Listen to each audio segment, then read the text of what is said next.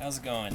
Today I'm going to talk to you about the citrus myth. I keep getting emails on a somewhat regular basis of people asking me, Tyler, what do I do with my citrus peels? The answer is you compost them.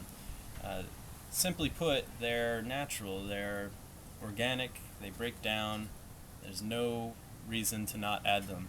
Your pH isn't going to go to like 3 and all of a sudden you have this acidic mess. It's not crazy like that. There's nothing wrong with it.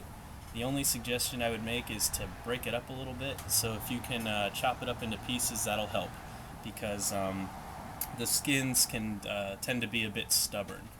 But it's still, again, it's nothing to be paranoid about at all. So get to it, compost the crap out of it.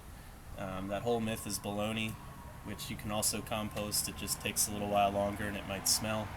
But anyway, with me here I have a huge container, not of Tidy Cat's multiple scoop, whatever this is, but actually of fruit rinds.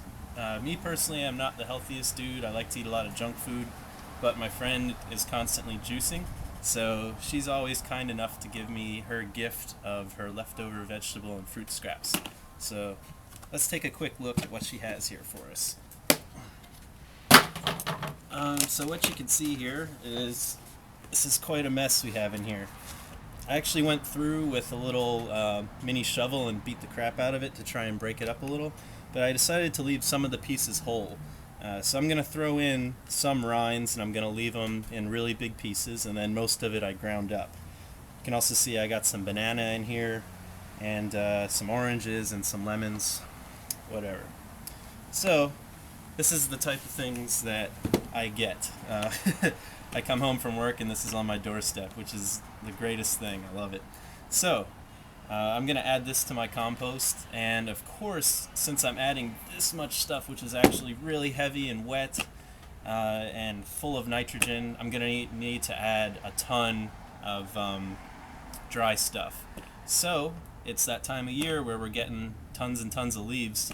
So let me show you what I'm going to do with the leaves now, because there is definitely a way to put them into your compost so they don't cause a lot of clumping, so to speak.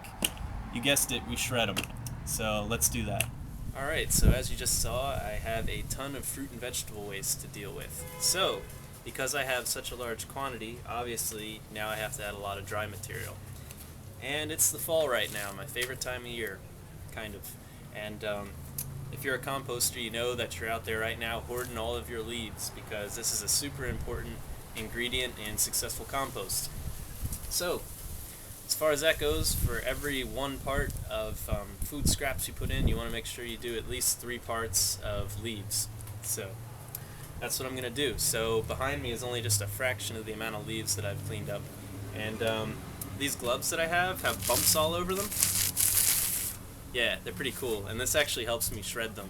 I don't have a lawnmower or any of that. I know some people run over their leaves with their lawnmower.